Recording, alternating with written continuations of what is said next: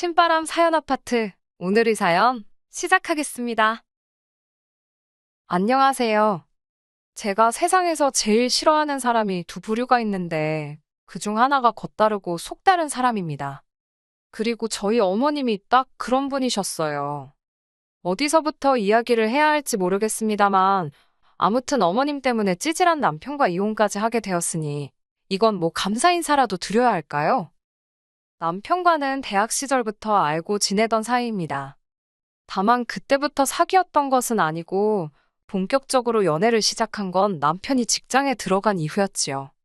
참고로 그때 남편 나이는 29으로 저에 비하면 사회생활을 좀 늦게 시작했어요. 저는 대학을 졸업하자마자 취업에 성공했거든요. 만난 지 2년 정도 되었을 무렵 남편이 먼저 결혼하자고 이야기를 꺼내왔어요. 저도 당시에 남편을 많이 사랑하고 있었으니 그 프로포즈를 거절할 이유가 없었지요. 그런데 막상 결혼 이야기가 오가면서 서로 재정 상태를 오픈하니까 아무리 남편이 저보다 늦게 사회생활을 시작했다는 사실을 감안하더라도 모아둔 돈이 너무 없더군요. 게다가 시댁이 자식들에게 손 벌릴 정도는 아니었지만 장가갈 아들한테 집은커녕 차라도 한 대 사줄 형편도 못 되었습니다. 그래서 이 결혼을 하는 게 맞는 건가? 마음이 많이 심란했어요. 그러다 결국 철딱서니 없이 친정부모님께 도움을 요청했습니다. 솔직히 한 살이라도 젊고 예쁠 때 웨딩드레스를 입고 싶다는 욕심이 있었기에 돈 때문에 남편이랑 헤어진 뒤 다시 누구를 만나서 어쩌고 할 시간이 없다고 생각했거든요. 지금 돌이켜보면 참 철이 없었던 거지요. 그리고 다행히 친정부모님께서는 남편이란 사람 자체는 좋게 봐주신 듯 했어요. 그래서 저희 쪽에서 결혼식과 신혼살림에 들어가는 비용이 100이라고 하면 그중 75를 부담하고 남편 쪽에서 25를 부담하게 되었습니다. 게다가 친정아버지께서 중고차 관련 사업을 하셨거든요.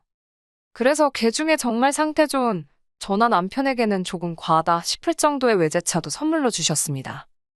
그런데 사람이 화장실 가기 전이랑 갔다 와서랑 마음가짐이 다르다더니 그게 딱 저희 어머님한테 하는 말이더라고요. 저희 어머님께서는 결혼 전에는 저만 보면 복덩이 복덩이 하시더니 막상 저희가 식을 올리고 나니까 저를 부를 때마다야 너 하시기가 일쑤였습니다. 뿐만 아니라 어머님께서는 저와 모녀 사이처럼 지내고 싶다 하셨는데 말이 좋아 모녀 사이지 저를 대하시는 것과 신우를 대하시는 건 천지 차이였어요. 어머님이 저에게 기대하시는 딸 노릇이라 하면 어머님이 뭔가 필요하거나 갖고 싶을 때 그걸 사주는 말 그대로 물주의 역할이었달까요? 언젠가 한 번은 집에 있는 저를 갑자기 핸드폰 매장으로 불러내시더니 당신 핸드폰 기기를 바꿔달라 하신 적이 있습니다. 그것도 거의 200만 원에 육박하는 최신형 핸드폰으로요.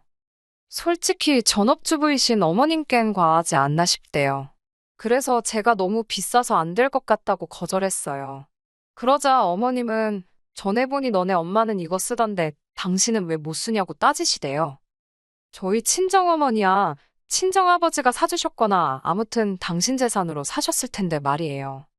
하지만 차마 그렇게 말할 수는 없었으니. 아무튼 결국에 안 사드리기는 했는데 이후로 한 2주 동안 얼마나 삐져 계시던지 잘못한 것도 없이 제가 정말 죄인 모드였다니까요. 게다가 또 한 번은 당신도 취미생활로 골프를 치고 싶으시다며 저더러 골프채 세트를 사달라고 하셨습니다. 아시겠지만 골프채 세트가 몇만 원 가지고 될 일이 아니잖아요. 그래서 어머님께 제가 중고시장을 한번 찾아보겠다 했어요. 말이 나와서 말이지만 친정부모님이 재산이 좀 있다고 해서 그게 제 돈은 아니잖아요. 저는 이미 결혼하면서 친정부모님으로부터 큰 도움을 받았던지라 친정부모님께 더는 손 벌리고 싶지 않았고요. 특히 시부모님께 뭘 해드리기 위해서 친정부모님의 재산을 끌어올 생각은 추호도 없었지요.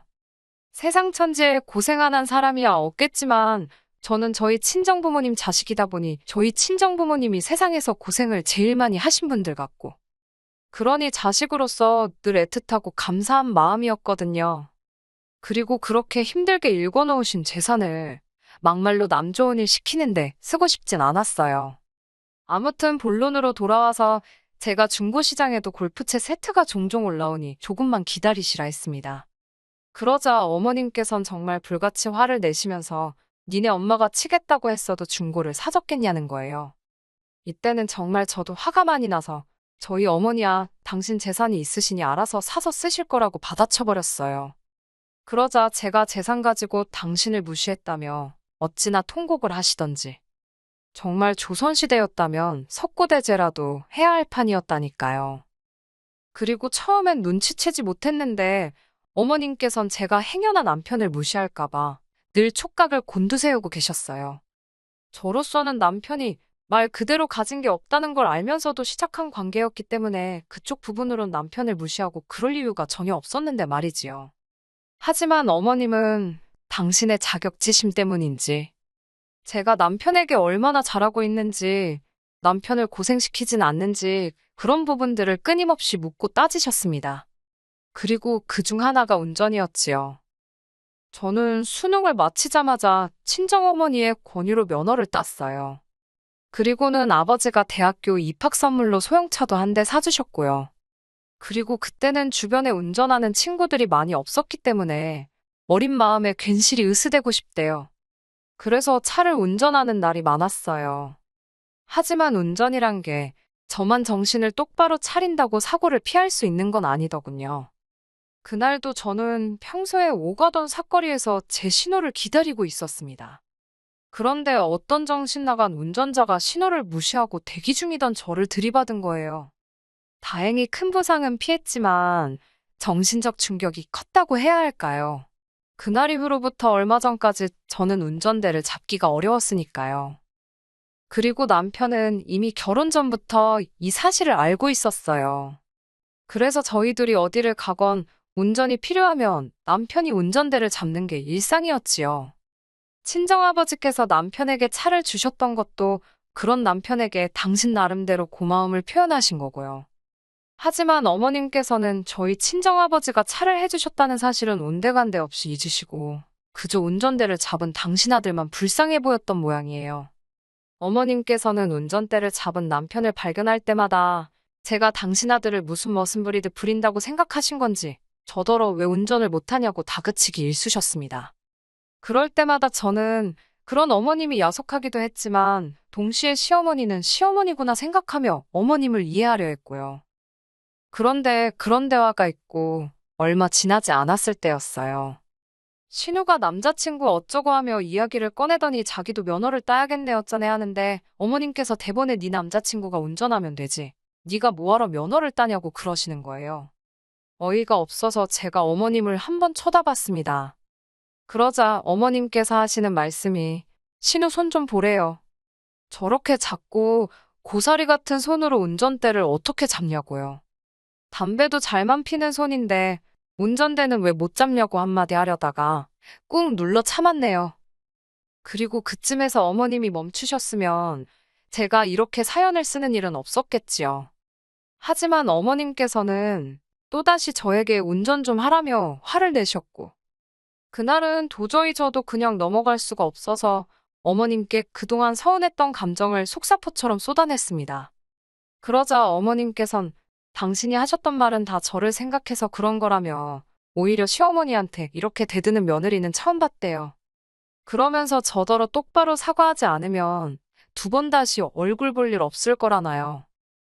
솔직히 제가 어머님하고 얼굴 안 보고 지내서 불편할 게 뭐가 있겠어요? 그리고 무엇보다 저는 잘못한 게 없었으니 어머님께 사과드릴 생각이 없었습니다. 그래서 남편을 통해 어머님의 의중을 전해들은 이후로 한 번도 어머님께 먼저 연락드리지 않았네요. 그리고 그 시간이 한 달 가까이 길어지자 남편이 자기만 중간에서 죽어난다며 자리를 한번 만들 테니 어머님이랑 한번 이야기 좀 잘 해보라나요. 그렇게 어머님, 아버님, 남편 그리고 저까지 네 사람이 모이게 되었습니다. 어머님은 당연히 당신이 사과를 받을 자리라고 생각하고 나오신 게 틀림없었어요. 저를 도끼 눈을 뜨고 노려보시는데 완전 너 한번 뭐라고 떠드는지 두고 보자는 식이셨거든요. 하지만 저는 제 입장을 이야기하러 간 거지 사과를 드리러 간 자리가 아니었습니다. 그래서 어머님께 신우한테 하시는 말씀과 저한테 하시는 말씀이 왜 그리 다르신 거냐고 물었지요. 그러자 어머님께선 기껏 나와서는 또 저따위 소리나 한다면서 화를 내셨습니다. 아버님도 저더러 너도 적당히 하라면서 어른을 이겨먹어야겠냐고 소리를 지르셨고요.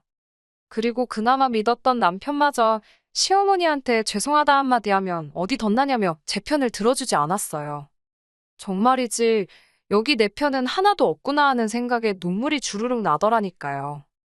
결국 저는 친정부모님께 전화를 드렸고 그동안 겪었던 서러운 일들을 전부 다 이야기했어요. 어른답게 제 힘으로 해결하고 싶었지만 세 사람을 상대하려니 쉽지 않았고 생각나는 사람은 친정부모님밖에 없었거든요.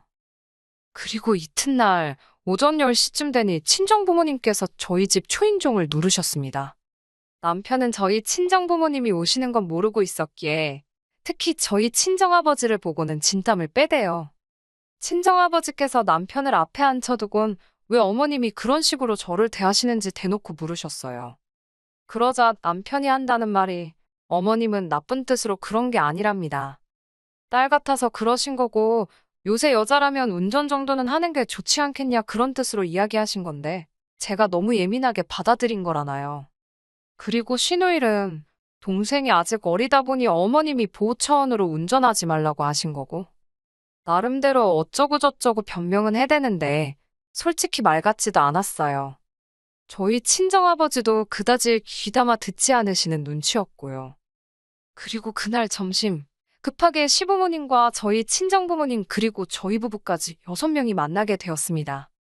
저희 친정아버지 성격이 원래 쇳불도 당김에 빼랬다고 뭔가 하시겠다 생각하면 빨리빨리 처리해 나가시거든요. 아무튼 그렇게 식당에 도착하니 시부모님이 먼저 와 계시대요. 양가 부모님께서 짧게 인사를 나누셨고 저희 친정아버지가 먼저 자리를 공짜로 빌릴 순 없으니 주문을 하자 하셨습니다. 그렇게 각자 불고기 정식 하나씩 시키고 저희 친정아버지가 먼저 말문을 여시대요. 사부인께서 저희 딸아이를 그렇게 아껴주시고 생각하시느라 애정어린 잔소리를 하셨다 들었는데 맞냐고요. 그러자 어머님이 냅다 맞다고 그런 마음으로 한 거라고 하셨습니다. 그러자 친정아버지께서 다시 당신이 저를 좀 더 독립적으로 강하게 키웠어야 하는데 아무래도 하나뿐인 딸이다 보니 조금 오냐오냐 해서 키운 부분이 있다나요. 하지만 사부인 이야기를 듣고 나니 정말 자식 교육을 잘못 시켰다 싶다며 이제라도 바로 잡으시겠다더니 저희더러 결혼할 때 보태줬던 돈하고 차를 다시 내놓으라 하시대요. 그러자 저희 남편이 바닥에 무릎을 꿇으면서 저희 친정아버지더러 죄송하다 하더군요. 하지만 친정아버지의 마음을 돌리기엔 고작 무릎 꿇는 걸로 소용이 없었지요. 친정아버지가 저희더러 집을 팔든 어쩌든 다음 주까지 2억을 만들어 놓으라 하셨습니다. 그리고는 앞에 꿇어앉은 남편더러 차 키도 지금 당장 내놓으라 하셨고요. 그러자 남편이 정말 나라 잃은 표정이라고 해야 할지 넋이 나간 사람 마냥 차 키를 저희 친정아버지 손바닥에 올려놓대요. 그제서야 어머님께선 상황이 단단히 잘못 돌아가고 있다고 느끼신 모양이었어요. 아무리 그래도 이렇게까지 하실 필요가 있냐면서 당장 그럼 애들은 어디 가서 살라는 거냐, 그리고 저희 아들은 출퇴근은 어떻게 하라는 거냐며 저희 친정아버지께 따지듯 물으셨거든요. 하지만 친정아버지께서 그런 어머님에게 애들도 성인인데 그런 건 충분히 알아서 할 수 있을 거라며 사부인도 마음의 짐을 좀 내려놓으시라 한마디 하실 뿐이었습니다. 솔직히 상황 자체가 심각하긴 했지만 어머님이 발동동 구르는 모습을 보고 있으니 고소하단 생각밖에 안 들대요. 그렇게 친정부모님은 본가로 내려가셨고 저와 남편은 집으로 왔습니다. 남편이 거실에서 원망 섞인 눈초리로 한동안 저를 노려보더니 이를 이렇게까지 키웠어야 했냐면서 앞으로 어떻게 살려고 그러냐는 거예요. 그래서 제가 우리 둘 다 맞벌이 하는데 아무려면 오피스텔 전세 하나 못 들어가겠냐고 했어요. 그리고는 돈은 얼마나 모았냐고 물어봤지요. 그러자 남편이 한다는 말이 모아둔 돈이 어딨냐고 그래요. 집도 해결되었겠다. 차도 있겠다. 부족한 게 없고 필요한 것도 없어서 그동안 버는 족족이 다 시댁에 퍼졌답니다. 진짜 황당하고 어이가 없더라고요. 사실 식당에서 나올 때만 하더라도 남편이 어떻게 나오냐에 따라 친정아버지한테 다시 한번 잘 말씀드려봐야겠다. 그렇게 생각하고 있었거든요. 저도 당장 차가 없으면 불편한 것도 사실이었고, 집 팔고 이사할 생각하니 엄두가 안 났으니까요. 그런데 남편이 보여주는 뻔뻔한 태도는 그런 제 마음을 바꾸기에 충분했습니다. 그래서 결국 고민 끝에 저는 남편과 이혼을 결심했어요. 남편에게 이혼 서류를 내밀던 날 남편은 어머님이 운전 좀 하라고 했다고 일을 이렇게까지 만드냐면서 저더러 한다는 소리가 네가 무슨 드라마 주인공인 줄 아냐입니다. 원래 며느리는 시어머니한테 싫은 소리도 좀 들을 수 있고 자기도 저희 아버지한테 무릎까지 꿇는 거 보지 않았냐면서 원래 다들 저희처럼 사는 건데 제가 너무 오바를 한다나요. 남편의 말이 완전히 틀렸다곤 생각하지 않아요. 하지만 그것도 같이 살고 싶은 마음이나 의지가 있을 때 이야기지요. 저는 오만정이 다 떨어져 버린 상황이라서 굳이 그렇게까지 버티고 싶지는 않더라고요. 그리고 지금 저는 남편과 이혼 소송 중입니다. 협의 이혼을 요구한 저에게 남편이 말 같지도 않은 위자료를 요구해서 어쩔 수 없이 시작했지요.